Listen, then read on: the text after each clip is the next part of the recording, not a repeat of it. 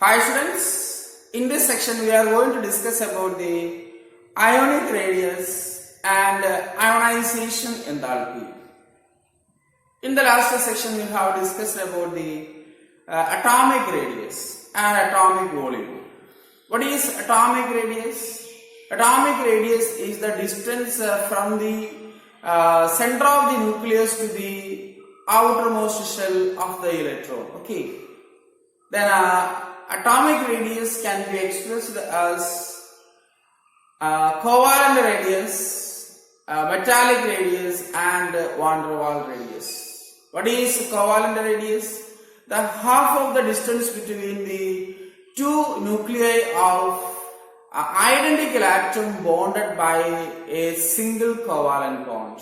Okay, you know that. Okay, half of the distance between the two nuclei of identical atom bonded by a single bond. What is metallic radius? In the case of metal, the metal atoms are close packed in the crystal lattice or in the solid.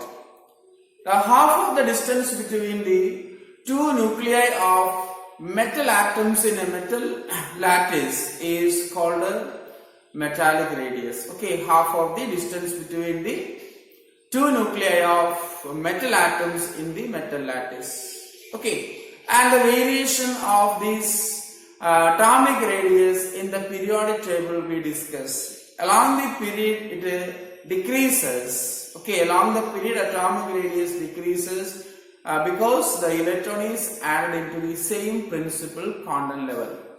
And in the case of group, the atomic radius increases because the electron is added to new shell, successive shell. Okay, that's a correct word, successive shell. Then, what is ionic radius? Okay, what is ionic radius? Before going to discuss about the ionic radius, what are ions? What are ions? We know that cations and anions. Okay, ions are formed by gaining or losing of electron. Okay, ions are formed by an atom gains or loss of electron. In the case of cation, an atom loses one or more electrons from its valence shell, or the loosely held electrons are removed from the atom. A cation is formed. Okay, how a cation is formed? An atom loses one or more electrons, forming a positively charged ion is called a cation. Hope you understand. Then if an atom gains electron, okay, if an atom gains electron, it forms a negatively charged ion. Okay, an atom gains or accepting electron, the atom forms a negative charged ion, and this negatively charged ion is called anions. So what are cations, what are anions? Cations are positively charged ions and anions are negatively charged ion. In an ionic compound, okay, ions are close packed in the solid state, we can say that it is ionic compound. In an ionic compound, the radius is called ionic radius. So what is ionic radius? The distance from the center of the nucleus to the outermost shell of an ion. What is ionic radius? The distance between or distance from the center of the nucleus to the outermost shell of an ion is called ionic radius. Okay, so let's take one example. This is a cation. Okay, this is a cation. And this one is, suppose it is an anion. Okay, so two ions, cation and anions, are joined. This bond is called ionic bond. In lower classes you study. Okay, cation and anion, two ions combines to form ionic bonds. So this is the two nucleus or two nuclei of the bonded atoms. Suppose this is anion, we have to take this is cation, we have to take C. and this is anion, you have to take A. And the radius of the cation and anion can be represented by RC and RA. Okay, RC and RA. The distance between the two nucleus can be found by X-ray diffraction studies. Okay, the distance between the two nucleus can be determined by X-ray diffraction studies. Then this is RA, radius of a cation, and this is radius of anion. Okay, so in this technique, by using this technique, we have to determine the radius of cation and radius of anion. Okay. So by knowing any one of the radius of cation or anion, okay, by knowing the radius of cation, you have to determine the radius of anion. How? The distance between the two nucleus can be determined by X-ray diffraction studies or X-ray studies. And or in the case of cation, if we know the radius of anion, we can easily determine the radius of cation. Okay. So this is a diagrammatic representation of two ions joined to form an ionic bond. So first we have to write cationic radius. Cationic radius. And it is represented by RC. Okay. So what is cationic radius? The distance from the nucleus of the cation to the nucleus of the the distance from the nucleus to the outermost shell of the atom or ion is called radius of cation. Suppose when we take sodium, okay, sodium 281, the orbital configuration is 281. It loses its electron, one of the electron, and form Na plus 1 electron. This is cation. Electronic configuration 2H. The electronic configuration is 2H. And remember that the radius of sodium is equal to 186 picometer. The radius of sodium is 186 picometer. But the radius of the Na plus is equal to 95 picometer. What we understand from this information? The radius of the cation is smaller than that of the parent elements.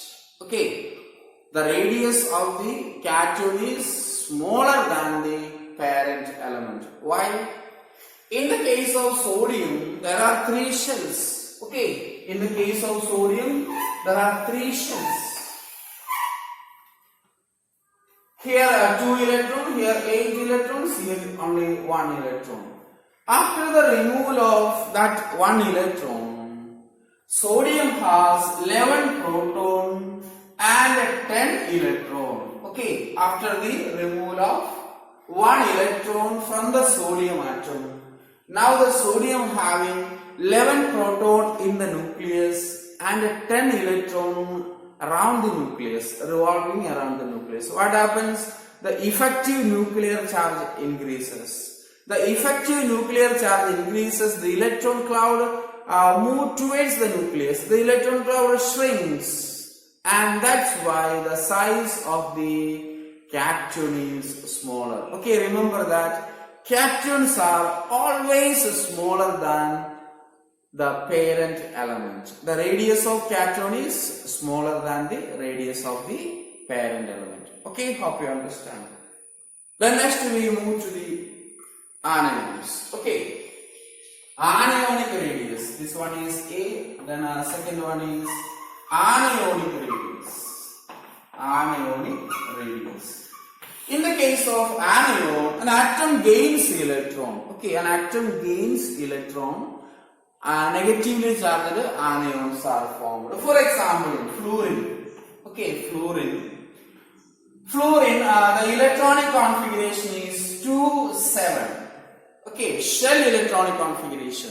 2 electrons in the first shell, 7 electrons in the second shell. By gaining 1 electron, fluorine forms F minus ions and the electronic configuration is 2, 8. Now it attains the noble gas configuration. Then the radius of the fluorine, okay, the radius of fluorine is equal to 64 picometer. What is the radius of fluorine atom? The radius of fluorine atom is 64 picometer. Okay, some textbook it is 72, like that, no problem. In Enthalpy book and many books it is 64 picometer. Then when one electron gained by the fluorine atom, the radius of the fluoride ion, F minus ion, is 136 picometer. Okay. When one electron gained by the fluorine atom, the radius of the fluorine increases. Why? Fluorine has 9 protons and 9 electron. Okay, fluorine has 9 proton and 9 electron. When fluorine gains 1 electron, the number of proton is same. The nuclear charge, the effective nuclear charge is same. Here also 9 proton, but the number of electron is 10. Okay, as earlier in the case of sodium, 11 proton and 10 electron. The number of protons are more than that of the number of electrons. Okay, number of proton is more than that of the number of electron, and hence the nucleus attract the remaining electron towards it, and therefore the size decreases. Here, number of proton is lesser than that of the number of electrons in the shell. Okay, number of proton is lesser than that of the number of electron in the shell. What happens? The effective nuclear charge decreases, or the nuclear charge decreases.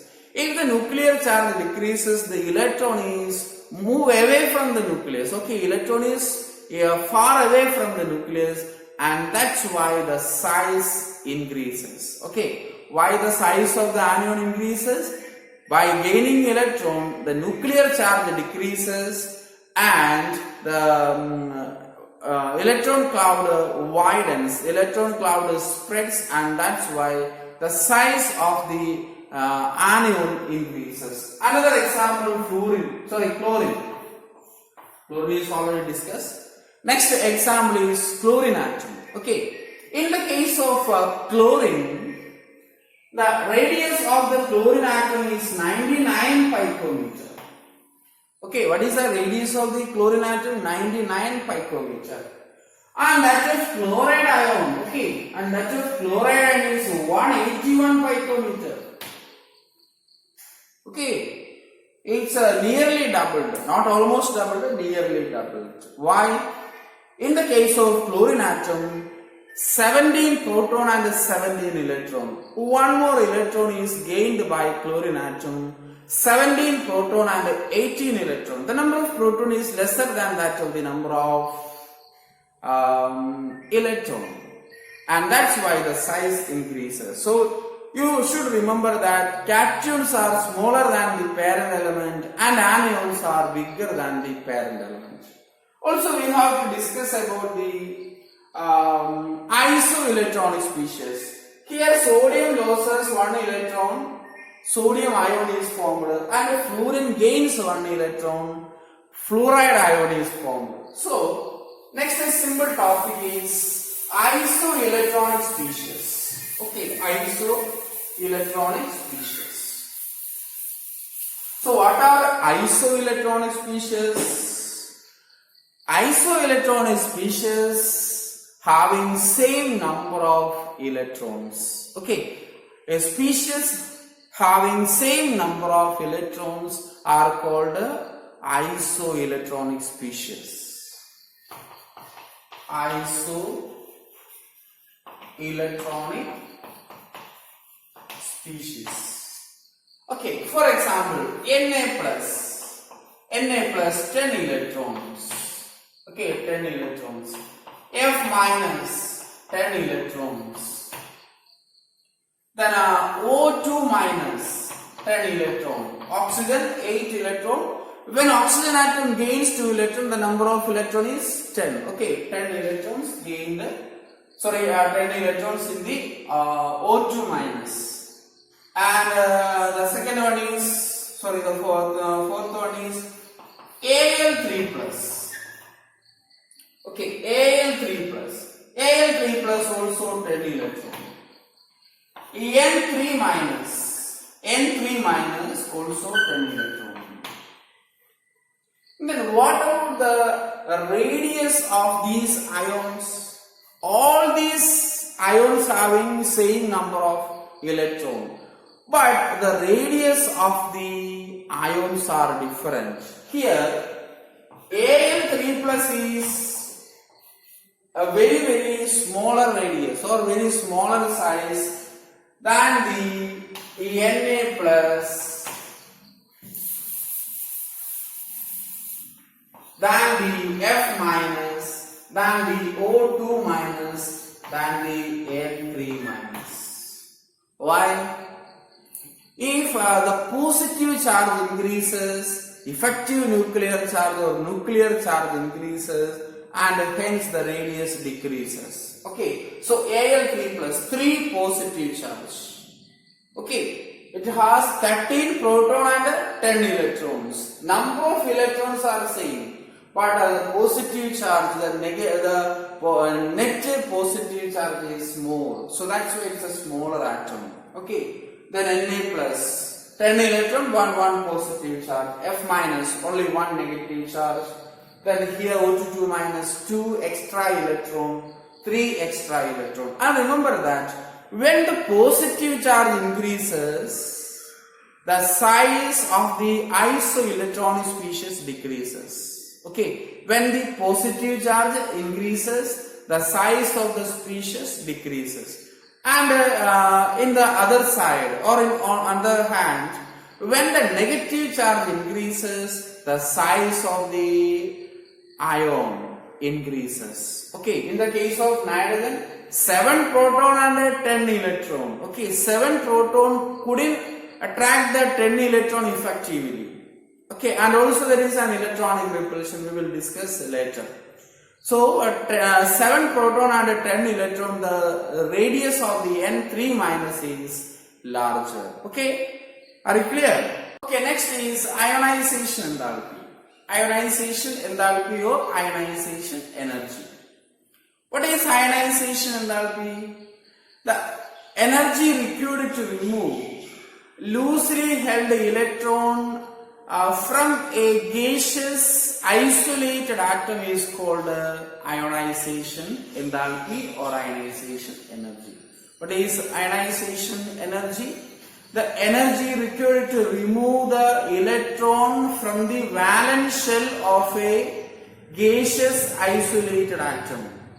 Okay, let's take an element is X. Okay, X is the gaseous atom.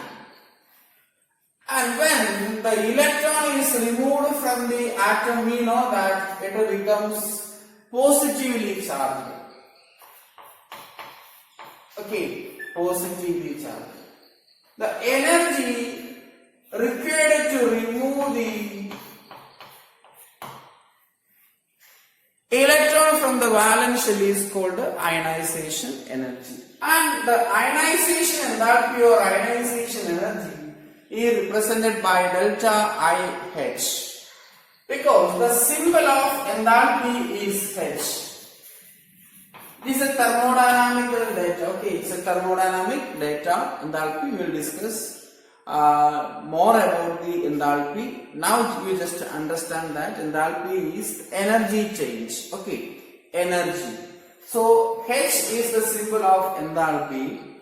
Delta IH means ionization enthalpy. The I denote ionization. Okay, I denote ionization. So delta IH means ionization enthalpy. Ionization enthalpy. And it is expressed in kilojoule per mole. Okay, what is the unit of ionization enthalpy? It is kilojoule per mole. Okay, kilojoule per mole is the unit of ionization enthalpy. Let's take an example. So, understand that one or more electrons removed from the valence shell, it is called, the energy required is called ionization enthalpy. Okay. And if the first electron, loosely bounded electron is removed firstly, okay, the valence shell electron removed first. So when the electron is removed, energy is required. That's why ionization enthalpy is always positive. Remember that. It's a very important point. Ionization enthalpy of an atom is always positive because energy is required. Okay, energy is required for that process or making positive ion. That's why ionization enthalpy is positive. A very important thing. Okay, let's take an example. Lithium. Okay, lithium.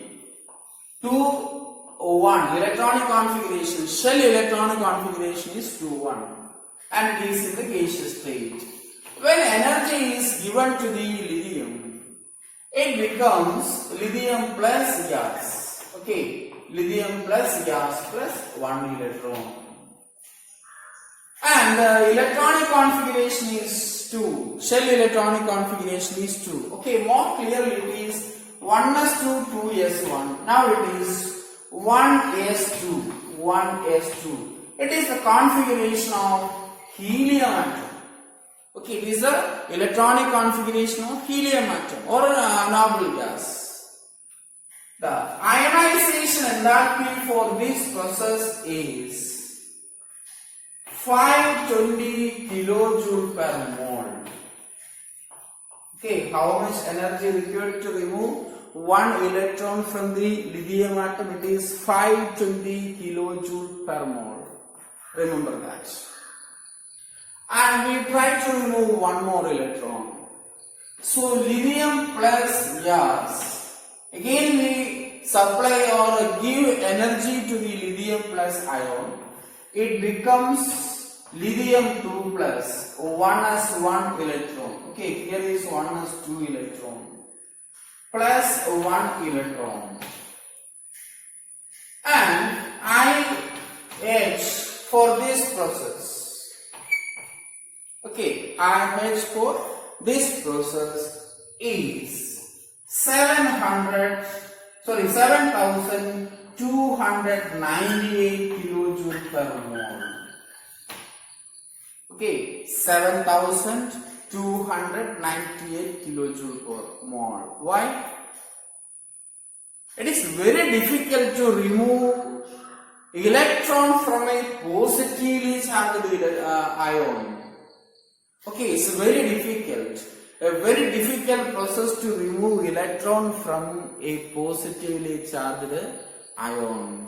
Because in this case, after the removal of 1 electron from the valence shell, the electronic configuration is 1s2, stable electronic configuration, noble gas electronic configuration.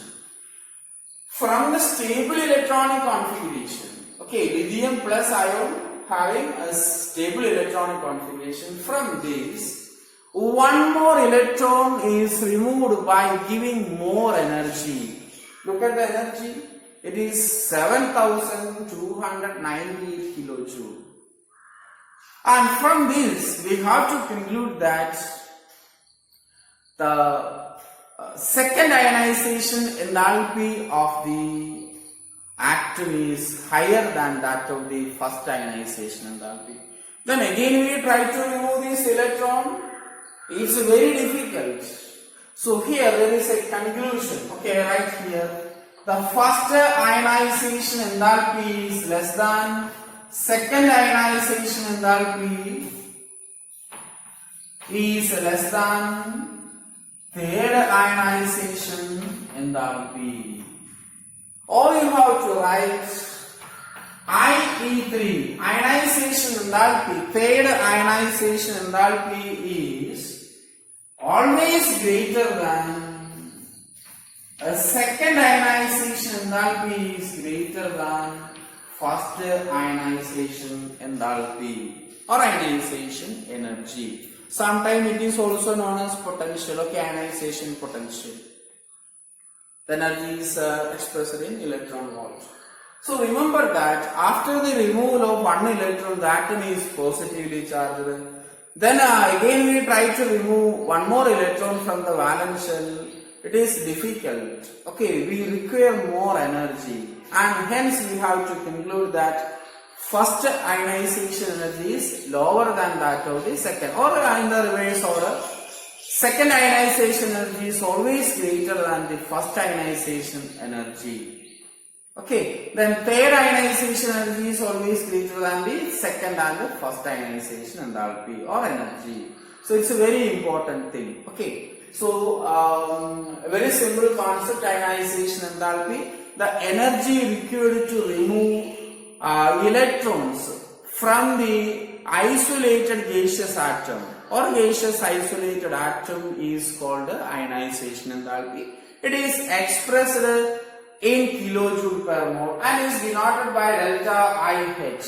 Okay, shortly we have write IE, ionization enthalpy, but the representation is delta IH, ionization enthalpy unit. In the case of lithium 520, first we have to write 1, no problem. Okay, first ionization enthalpy and second ionization enthalpy. Okay, so the successive ionization enthalpies are always greater than, okay, because the removal of electron from the positively charged ion is difficult. In the next section, we have to discuss the factors affecting the ionization enthalpy and the variation of ionization enthalpy across the period or in the group. Okay, thank you.